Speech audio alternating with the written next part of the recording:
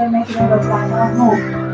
शिव जी ने कहा, वर्णों में ब्राह्मण, देवताओं में विष्णु भगवान, नदियों में गंगा, पुराणों में महाभारत, वेदों में सामवेद और हिंदुओं में मंत्र श्रेष्ठ है। सब पुराणों और वेदों का सर्वश्रेष्ठ जिस तरह कहा गया है, मैं तुम्हें एक प्राचीन वर्ग बतलाता हूँ। एकाग्र मन से सुनो। जिस वर्ग के प्रभाव से तुमने मेरा आधा आसन प्राप्त किया है, वह मैं तुमको बतलाऊंगा तुम्हारे लिए, क्योंकि तुम मेरी प्रेषी हो। मास में हंस नक्षत्र से युक्त शुक्ल पक्ष की तृतीया तिथि को उसका अनुष्ठान मात्र करने से स्त्रियां सब पापों से मुक्त हो जाती है। ये देवी, तुमने आज से नहीं दिनों पहले हिमालय व्रत पर इस व्रत को किया था। यह वृतांत मैं तुमसे कहूँगा। बाजी ने पूछा, ये ना मैंने क्यों यह व्रत किया था?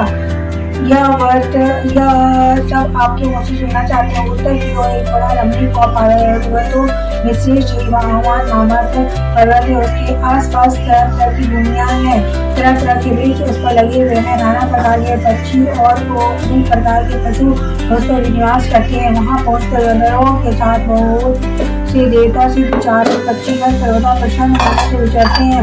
वहाँ पहुंचकर गंधर्व गाते हैं, अप्सराएं नाचती हैं। उस पर्वतराज की कितने ही शिखर ऐसे हैं जिसमें स्फटिक रत्न और वैडूर्य मणि आदि की खानें भरी हैं। यह पर्वत ऊंचा भी इतना अधिक है कि मित्र के घर की तरह समझकर आकाश को स्पर्श किए रहता है। उससे समस्त हिमय सदैव हिम बर्फ से आच्छादित रहते हैं और गंगा जल की ध्वनि सदा सुनाई देती रहती है। हे पार्वती, तुम बाल्यकाल में उसी पर्वत पर तपस्या की थी। 12 वर्षों तक तुम उल्टी टंगकर केवल धुआं पीकर रही।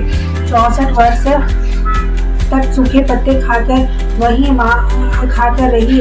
माघ मास में तुम जल में बैठी रहती और बरसात की डूबी में पंचगनी तपती थी। सिर्फ श्रावण महीने में जल बरसता तो तुम भूखी प्यासी रहकर मैदान में बैठी रहती थी। तुम्हारे पिता इस तरह के कष्ट सहन को देख के बड़े दुखी हुए। वे चिंता में पड़ गई कि मैं अपनी प्रेरणा किसको दूं।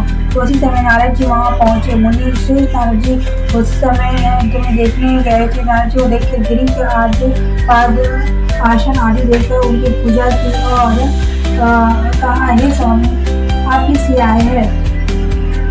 मेरा और भाग्य है, आपका आगमन मेरे लिए अच्छा है।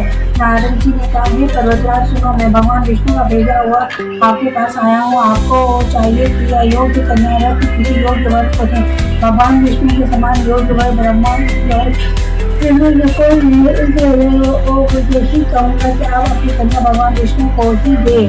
हिमवान ने कहा, भगवान विष्णु स्वयं मेरी कन्या को ले रहे हैं। आप इस संदेश को लेकर आए हैं तो मैं अपनी कन्या दूंगा। हिमवान के इतनी बात सुनकर मुनिराज नारद आकाश में विलीन हो गए। वे पीताम्बर शंख चक्र और गदाधारी भगवान विष्णु के पास पहुंचे। वहां हाथ जोड़कर नारद जी ने भगवान विष्णु से कहा, हे देव सुनिए, मैं आपका विवाह पक्का कर दिया। उधर हिमा ने पार्वती के पास जाकर कहा, हे पुत्री, मैंने तुम्हें भगवान विष्णु को दे डाली। तब पिता की बात सुनकर तुम बिना उत्तर दिए ही अपनी लड़की के घर चली गई। वहीं जमीन पर तुम बड़ी दुखी होती हुई विलाप करने लगी। तुमको इस प्रकार विलाप करती हुई देखकर सखी बोली, तुम तो इतनी दुखी हो, इसका कारण था। तुम्हारी जो कुछ इच्छा होगी मैं यथाशक्ति उसको पूरा करने की चेष्टा करूंगी, इसमें कोई संशय नहीं है। पार्वती बोली, मेरी जो कुछ अभिलाषा है उसे तुम प्रेम पूर्वक सुनो। मैं एक माँ शिव जी को अपना पति बनाना चाहती हूँ, इसमें कुछ भी संशय नहीं है। मेरे इस विचार को पिताजी ने ठुकरा दिया है। इसमें मैं अपने शरीर को त्याग दूंगी।